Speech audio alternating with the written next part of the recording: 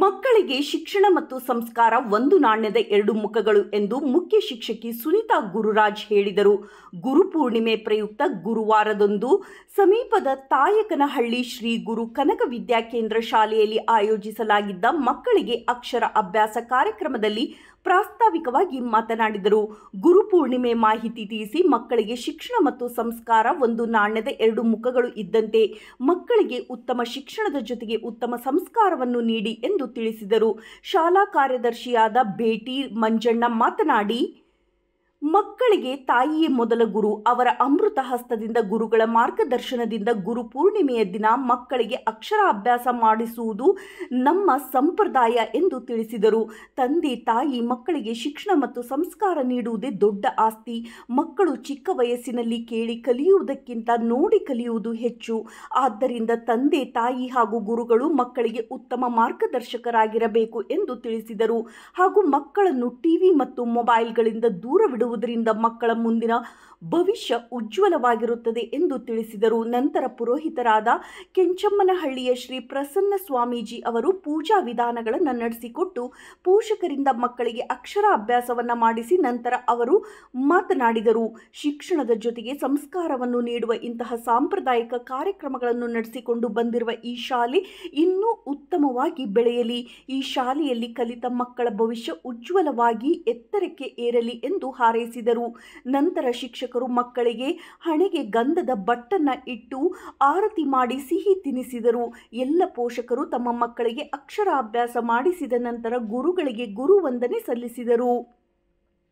ಇದೇ ಕಾರ್ಯಕ್ರಮದಲ್ಲಿ ವಯೋನಿವೃತ್ತಿ ಹೊಂದಿದಂತಹ ಹುಡೇಮ್ ಅರಿವು ಕೇಂದ್ರ ಗ್ರಂಥಾಲಯ ಗ್ರಂಥಪಾಲಕರಾದ ತುಡುಮ ಗುರುರಾಜ್ ಸುನೀತಾ ದಂಪತಿಗಳಿಗೆ ಸನ್ಮಾನ ಕಾರ್ಯಕ್ರಮ ಹಮ್ಮಿಕೊಳ್ಳಲಾಗಿತ್ತು. ಈ ಕಾರ್ಯಕ್ರಮದಲ್ಲಿ ಪುಟಾಣಿ ಮಕ್ಕಳು, ಪಾಲಕ ಪೋಷಕರು, ಕಾರ್ಯದರ್ಶಿ ಬೇಟಿ ಮಂಜಣ್ಣ, ಮುಖ್ಯ ಶಿಕ್ಷಕಿ ಸುನೀತಾ ಗುರುರಾಜ್, ಶಿಕ್ಷಕರಾದ Hampamma, Pujari Sumitra, CR Manjula, M Saroja, R Rudramma, C Mamata, Basavaraj, GP Kuber, MJ ಹಾಗೂ ಜಗಳೂರು ಸಿದ್ದೇಶ್ ಸ್ವಾಮಿ ಬೋಧಕ್ಕೆ ತರಹ ಸಿಬ್ಬಂದಿಗಳು ಹಾಗೂ ಮಲ್ಲಿಕಾರ್ಜುನ್, ಶಾಂತಕುಮಾರ್, ಕೆಂಚಲಿಂಗಪ್ಪ, ಸಂಜೀವಮ್ಮ ಭಾಗವಹಿಸಿದ್ದರು. ಕಾರ್ಯಕ್ರಮ ತುಂಬ ಯಶಸ್ವಿಯಾಗಿ ನೆರವೇರಿತು.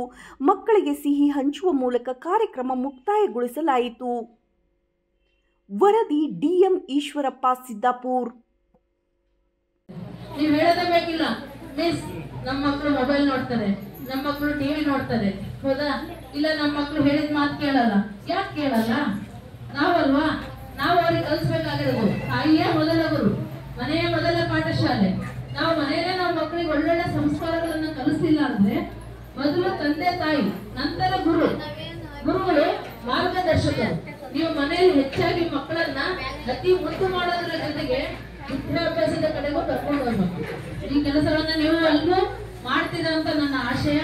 ಜೊತೆಗೆ ಇಲ್ಲಿ ಗುರುಗಳಾದ್ರೆ ಅವ್ರಿಗೊಂದು ಮಹತ್ವದ ಸ್ಥಾನ ಇದೆ. ತಂದೆ ತಾಯಿ ಬಿಟ್ರೆ ನಂತರದ ಸ್ಥಾನ ಗುರುವಿಗಿದೆ.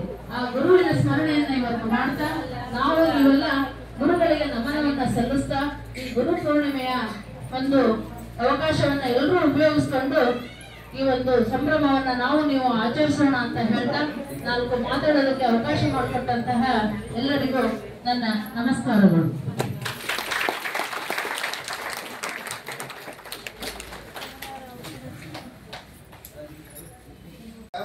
ಅನುಕೂಲಸ್ಥರು ಏನ್ ಮಾಡ್ತಾರೆ ಅಂದ್ರೆ ಎಲ್ಲೋ ಶೃಂಗೇರಿಗೋ ಯಾವುದೋ ತಮ್ಮ ಇಷ್ಟದ ದೇವಸ್ಥಾನಕ್ಕೋ ಹೋಗಿ ಇಂಥ ಒಂದು ಸತ್ಸಂಕಲ್ಪವನ್ನು ಮಾಡಿ ಸುಮಾರು ರೊಕ್ಕವನ್ನು ವ್ಯಯಿಸ್ತಾರೆ. ಅದರ ಅವಶ್ಯಕತೆ ಇಲ್ಲ. ತಾಯಿನೇ ಎಲ್ಲ. ಒಂದ್ ಕಡೆ ಕುವೆಂಪು ಹೇಳ್ತಾನೆ, ಇಲ್ಲೇ ಗಂಗಾ ತೀರ, ಇಲ್ಲೇ ಹಿಮಗಿರಿಯ ಪಾರ, ಇಲ್ಲಿಯೇ ಕಾಣ ಆ ಹರಿದ್ವಾರ, ದಕ್ಷಿಣೇಶ್ವರವಿಲ್ಲೇ, ರಾಮೇಶ್ವರವೂ ಇಲ್ಲೇ, ಎಲ್ಲ ತೀರ್ಥಗಳಲ್ಲಿ ಪುಣ್ಯಕ್ಷೇತ್ರಗಳಲ್ಲಿ ಇಲ್ಲಿಗನು ಸರ್ವ ದೇವಾವತಾರ, ಅಲ್ಲಿಗಿಲ್ಲಿಗೆ ಕ್ಯಾಲೆ ಇವೆ ದೂರ ದೂರ, ಇಲ್ಲೇ ಓಂ ಪೂರ್ಣಂ ಇದೆ ಓಮನವೇ ಬಾರ ಬಾರ ಬಾರ ಬಾರ ಅಂತೇಳಿ ತಾಯಿಯ ಚರಣ ಸ್ಥಳದಲ್ಲಿ ಎಲ್ಲ ದೇವತೆಗಳು ಅಡಗಿದವೆ. ಹಾಗಾಗಿ ನೀವು ಸರ್ವಶಕ್ತರು, ಮಗವನ್ನ ತಿದ್ದುವಂತ ವಿಶಿಷ್ಟವಾಗಿರ್ತಕ್ಕಂಥ ಶಕ್ತಿ ನಿಮ್ಮಲ್ಲೈತೆ. ನೀವು ಹೇಳೋದೇ ಬೇಕಿಲ್ಲ ಮಿಸ್, ನಮ್ಮ ಮಕ್ಕಳು ಮೊಬೈಲ್ ನೋಡ್ತಾರೆ, ನಮ್ಮ ಮಕ್ಕಳು ಟಿವಿ ನೋಡ್ತಾರೆ, ಹೌದಾ? ಇಲ್ಲ ನಮ್ಮ ಮಕ್ಕಳು ಹೇಳಿದ ಮಾತು ಕೇಳಲ್ಲ. ಯಾಕೆ ಕೇಳಲ್ಲ? ನಾವಲ್ವಾ? ನಾವು ಅವ್ರಿಗೆ ಕಲಿಸ್ಬೇಕಾಗಿರೋದು. ತಾಯಿಯೇ ಮೊದಲ ಗುರು, ಮನೆಯೇ ಮೊದಲ ಪಾಠಶಾಲೆ. ನಾವು ಮನೆಯಲ್ಲೇ ನಾವು ಮಕ್ಕಳಿಗೆ ಒಳ್ಳೊಳ್ಳೆ ಸಂಸ್ಕಾರಗಳನ್ನ ಕಲಿಸ್ತಿಲ್ಲ ಅಂದ್ರೆ ಮೊದಲು ತಂದೆ ತಾಯಿ, ನಂತರ ಗುರುಗಳು ಮಾರ್ಗದರ್ಶಕರು. ನೀವು ಮನೆಯಲ್ಲಿ ಹೆಚ್ಚಾಗಿ ಮಕ್ಕಳನ್ನ ಅತಿ ಮುದ್ದು ಮಾಡೋದ್ರ ಜೊತೆಗೆ ವಿದ್ಯಾಭ್ಯಾಸದ ಕಡೆಗೂ ಕರ್ಕೊಂಡು ಹೋಗ್ಬೇಕು. ಈ ಕೆಲಸವನ್ನ ನೀವು ಎಲ್ಲರೂ ಮಾಡ್ತೀರಾ ಅಂತ ನನ್ನ ಆಶಯ. ಜೊತೆಗೆ ಇಲ್ಲಿ ಗುರುಗಳಾದ್ರೆ ಅವ್ರಿಗೊಂದು ಮಹತ್ವದ ಸ್ಥಾನ ಇದೆ. ತಂದೆ ತಾಯಿ ಬಿಟ್ರೆ ನಂತರದ ಸ್ಥಾನ ಗುರುವಿಗಿದೆ. ಆ ಗುರುವಿನ ಸ್ಮರಣೆಯನ್ನ ಇವತ್ತು ಮಾಡ್ತಾ ನಾವು ನೀವೆಲ್ಲ ಗುರುಗಳಿಗೆ ನಮನವನ್ನ ಸಲ್ಲಿಸ್ತಾ ಈ ಗುರು ಪೂರ್ಣಿಮೆಯ ಒಂದು ಅವಕಾಶವನ್ನ ಎಲ್ಲರೂ ಉಪಯೋಗಿಸ್ಕೊಂಡು ಈ ಒಂದು ಸಂಭ್ರಮವನ್ನ ನಾವು ನೀವು ಆಚರಿಸೋಣ ಅಂತ ಹೇಳ್ತಾ 4 ಮಾತಾಡೋದಕ್ಕೆ ಅವಕಾಶ ಮಾಡಿಕೊಟ್ಟಂತಹ ಎಲ್ಲರಿಗೂ ನನ್ನ ನಮಸ್ಕಾರಗಳು.